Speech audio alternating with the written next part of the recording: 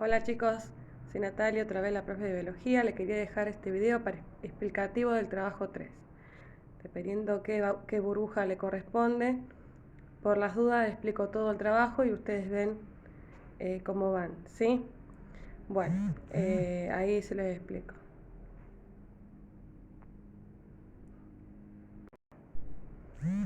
Bueno, el trabajo número 3, bueno, depende de qué burbuja. Algunos lo tienen que entregar el 28 de abril y otros el 5 de mayo, ¿sí?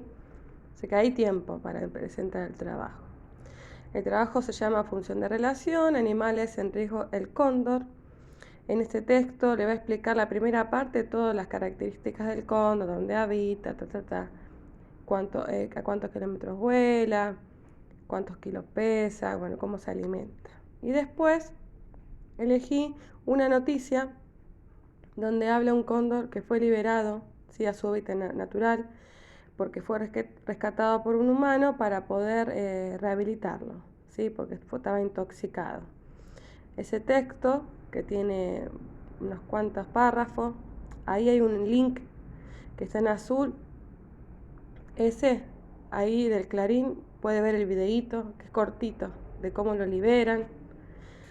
Bueno, y les pregunto, actividad.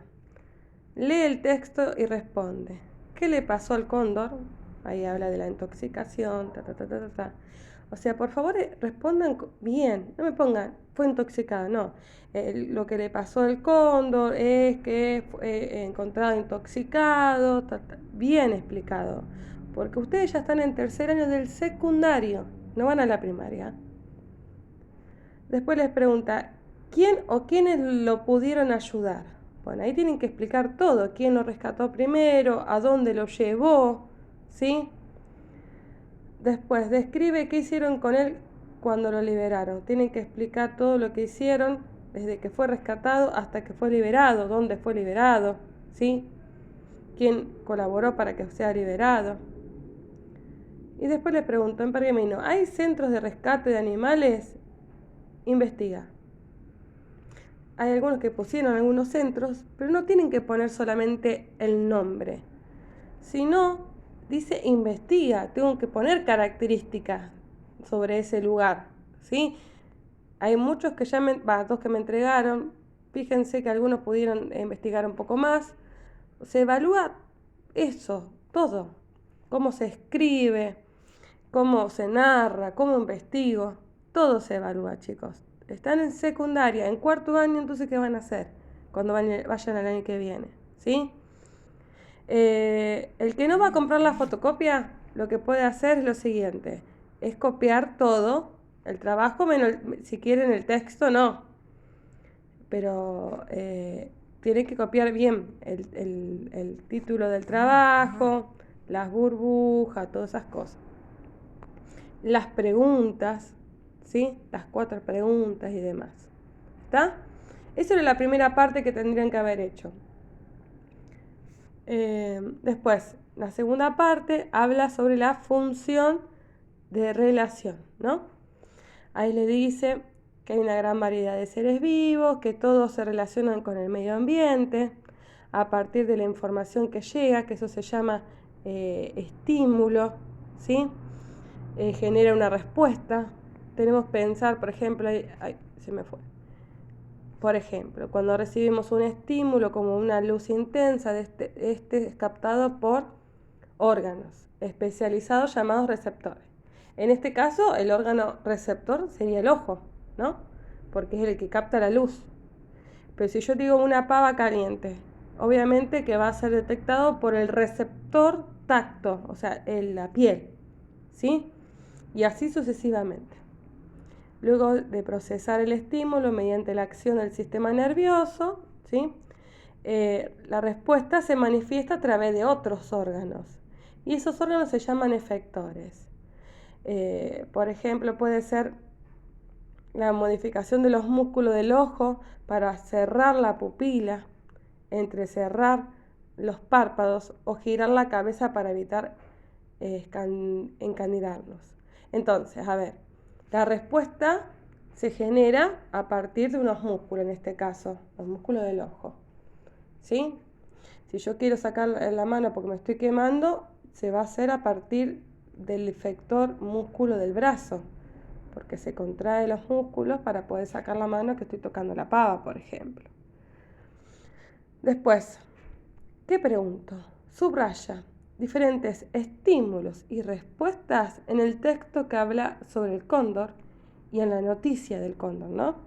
Por ejemplo, acá al comienzo, donde habla del cóndor andino, es una ave emblemática de América del Sur, la más grande y pesada, capaz de volar, ¿sí?